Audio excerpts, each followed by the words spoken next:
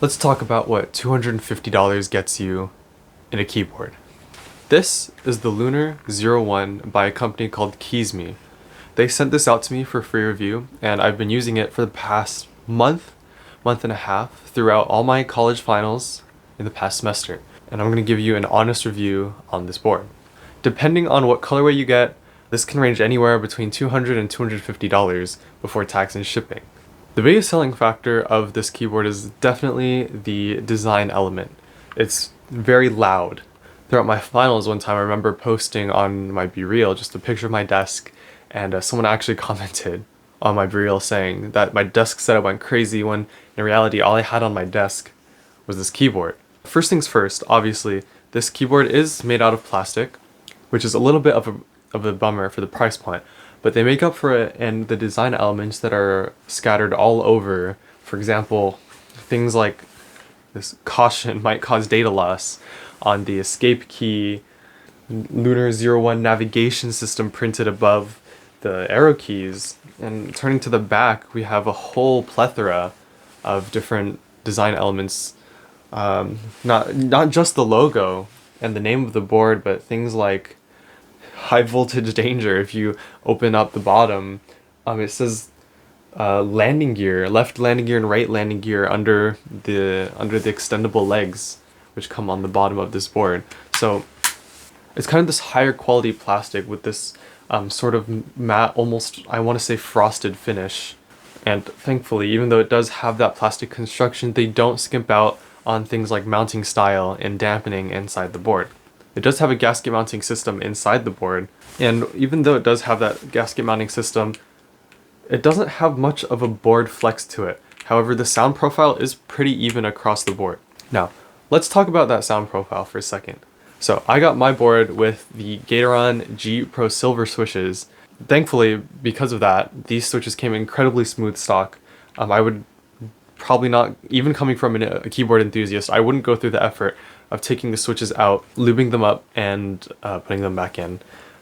Another thing about these G Pro switches, or the board, or rather a combination of everything, is that this keyboard is very quiet, but not necessarily in a bad way. It has this very subtle, almost creamy sound profile that I think honestly would not sound out of place or not be a nuisance in an office environment. Here's a quick sound comparison.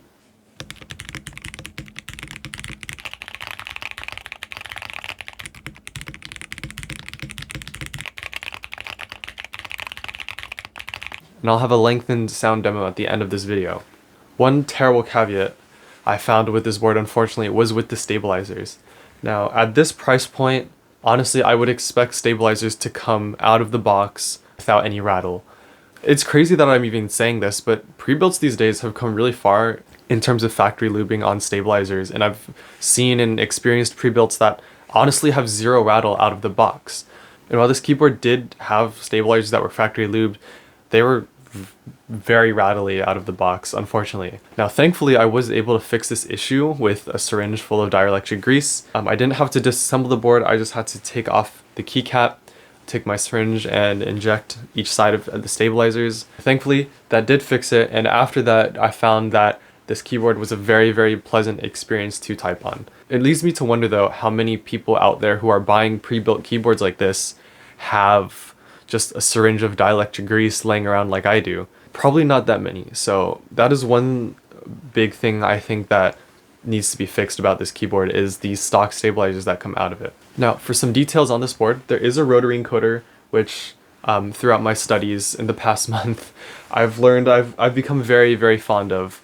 It is, I will admit, hard for me to live without a rotary encoder going back to my normal keyboard, but one thing I dislike about this rotary encoder is that the press down on this encoder does not actually control media. The only thing that controls the media is the spin of the knob. Pressing down on this rotary encoder, actually, all it does is change the behavior of this light bar up here, which turns on. Here, let's see if I can turn it on. So, there's our light bar. It is microphone enabled, which is not a great thing for a lot of people. I know a lot of people are wary of having a microphone in their keyboard. They think it's recording them, and it is a valid fear. So I usually just keep this light bar off, to be honest. Speaking of the light bar, this light bar actually does come out to become a tablet stand or a phone stand in the keyboard. In my experience, that isn't very useful or very practical, even though this does have Bluetooth. If I were you, I'd either just leave it in or turn it off. One area where this keyboard definitely doesn't seem about on is the accessories. Now, it comes with your standard keycap puller, it comes with a USB cable, it comes with a dongle. Also, another thing about that USB cable, it actually came with a USB cable that was very heavy duty. It was braided and the ends of it were metal instead of plastic that were holding the little tips of the USB cable in. I was very impressed with the USB cable. One very interesting accessory that this keyboard comes with is a little mini pry bar. They actually encourage you to open this thing up and kind of like make it your own. In the bottom, it has these indents where it actually says system access on the case. But these indents for you to stick the little pry bar in and open the thing up. I'm not sure why you would do that unless you wanted to take out, some of the dampening, especially considering that this is a hot swap board. Most people will never have a reason to open it up. They also have an indent, like I said earlier, on this little light bar for you to stick the pry bar in that you can take the thing out. But in my experience, it was actually quite difficult to take it out. I saw some bending of the little screen or the little display, and I was really scared of doing some permanent damage to it. So I would know what I was doing. I would suggest that you know what you're doing before you try to open it up. Like I said, KeysMe really encourages you to kind of open this thing up and make it your own. And one thing they include, which I've never seen before, is extra gaskets. Obviously, these aren't like the nice foam gaskets you'll see in more expensive custom builds. These are just silicone kind of little rectangles, but the fact that they're even including these extra gaskets for you to put in the board is kind of insane to me. And they really put a lot of pride into the build of this keyboard. And I don't think it's a bad thing that they're encouraging you to open it up. Also, one thing I found was the case is pretty rigid. It is also made out of plastic, and this pry bar is metal. So I would be careful if I were you opening this thing up, especially because obviously metal will scratch plastic. Because the case is so rigid, I'd be scared of, breaking something inside. So yeah, just be careful if you do plan to open this thing up. Now, the last accessory that comes with this board is one of their main selling points actually, and believe it or not, it's 2 fidget spinners. Now, they actually do call them fidget spinners, and it is just this little plastic thing with a magnet on the side. It's shaped like a rocket because it's, it's a moon, it's a space themed keyboard. There are these dedicated indents in the side of the board that you just attach these rockets to, and now you have a keyboard with 2 fidget spinners on it. And I must say, I'm actually very impressed with these fidget spinners.